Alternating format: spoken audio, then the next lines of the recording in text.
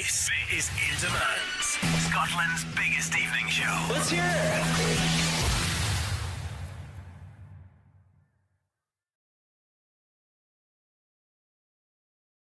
This is In Demand. Tonight we're exclusively chatting to Jessie J. Hello. Exclusive. Yes. Hello, how are you? I'm good, thanks. How are you? I'm great.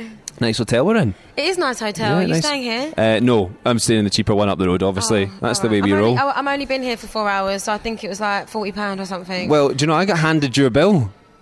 Yeah, the girl from reception came upstairs and handed me your bill. I've ordered more steak. Yeah, if I don't know. Whatever you want, just go back and order it now. You're playing at the Cavern Club tonight for us, an exclusive In Demand gig. How are you feeling about that? I'm so excited. I walked into the sound check and was like, this is the most intimate gig I've done in ages. I was so disappointed to have to cancel last time, and so it's just nice to be back. First gig of the year. So it's going to be special, you know. All my fans that from London have come up, and from Liverpool and just around the country that are like proper hardcore, got their tickets, and I just can't wait to sing my songs. You'll be glad to know there's some Scottish people there as well. Is there? Yeah, those extra 10 people. In soundcheck, I do forget a few words because I haven't sung my songs for like 2 months, so they may have to be reminding me of the verses. Back on your past year, Jessie, it's been absolutely phenomenal. Oh, my tune. Yeah, it has. Yes, it has. And that tune kind of kicked it all off, didn't it? It did, yeah. I mean, it's funny because obviously I'd done a lot of stuff on YouTube, and people knew about my voice and what I could do, but I knew I needed to grab people's attention, and that wasn't going to be an R&B song with me rolling in the grass singing about boys. So I thought, how about me being in a crystal lip in a church singing about I can do it like a boy?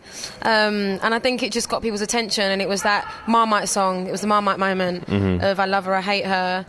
And it just grabbed people's attention, and I love the song. I love performing it. I love seeing people's reaction to it. It was a perfect way to start an amazing year that's happened. And looking back on that song, would you say that was a life-changing song? From them, has your life completely changed? Oh, yeah. I mean, my life is it's not completely changed. I think I've settled into it as the time's gone by. The first 6 months were a lot harder to kind of grasp because it was so quick.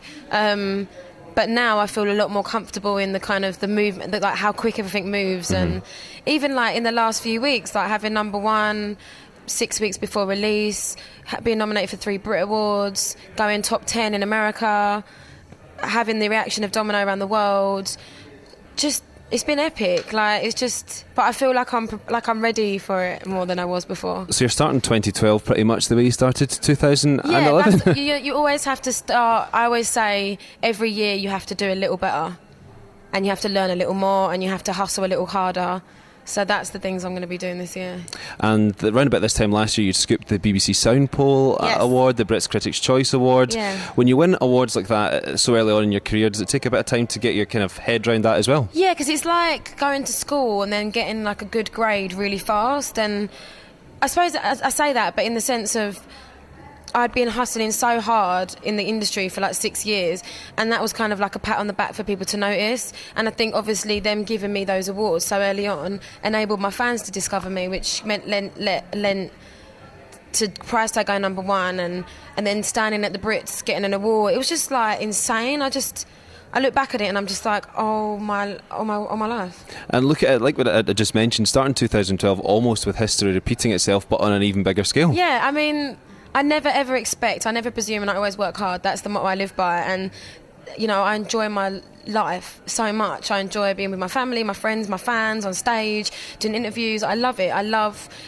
giving my music to the world as a gift. So if people like to buy it and like in sense of the gift, you know what I mean? That's the reward. It's a great feeling, yeah. Well, let's get on this year's Brits Critics' Choice winner. Yes. Good Scottish girl, Emily Sandé. Emily Sandé. We went out for dinner afterwards and I was like, where are you from? So I couldn't work out her accent. And she's like, she does have from Scotland. And I was like, hey, nice. A kind of transatlantic Scottish DJ exclusively In Demand tonight. Now, you handed over the Brits Critics' Choice Awards to Emily at the Brits nomination party. At the Brits nominations, most awkward event with no music party. Really? Yes. It had no music. It was so awkward. It was like silent. So how Apart did you from break when the Emily ice? sang, which was amazing, and Ed sang, which was amazing. But when I went up, it was very awkward, I must say. So what, did you just get up and do it, or did you have and to then we were crack a both joke? like, what do we do now? And I was like, you take your reward and you run around the stage and thank your mum, dad, skip and thank everyone. But she didn't. But we went out afterwards for a meal and raised a glass of champagne and celebrated and was really just like, take this moment, and because I know I know that she's going to have an amazing year, and I'm excited to see what her album brings, what she does, because I'm excited that I was able to, you know, pass on the award to someone that I respect, and I really, really love their music, and she's a really lovely person. And she's a very talented songwriter as well. Yes. You say you respect her in that sense. Who else do you look up to out there that's... Oh, Ed Sheeran, a guy that can maintain the focus from a crowd of 2,000 people with a guitar and an amp and a loop machine is someone that I look up to and go, whoa, like that takes a lot of balls and it takes a lot of talent, and Ed is one of the most down-to-earth people you'll ever meet, and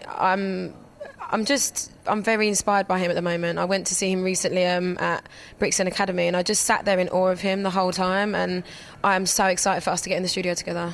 Would you say the songwriting process that Ed Sheeran goes through is similar to one that you go through when you're creating a song? Well, the last album, this is a little sneak preview of the new album. The last album was very much production first, song after. This album is going to be done acoustic first, then production built on top of it. I want the songs to be what is the driving force, and I'm lucky, you know, in the sense that you have to go through, you know, the different kind of ways of doing things, but I feel very, very excited about this next album, to start some songs with just piano and then build a beat on top of it. So is it going to be a completely different album, the next one? I think my last album was so different genre-wise from song to song. I mean, you'd listen to Do It Like a Dude and Price Tag and Who You Are and then go, would you expect them on the same album? And I don't think people would.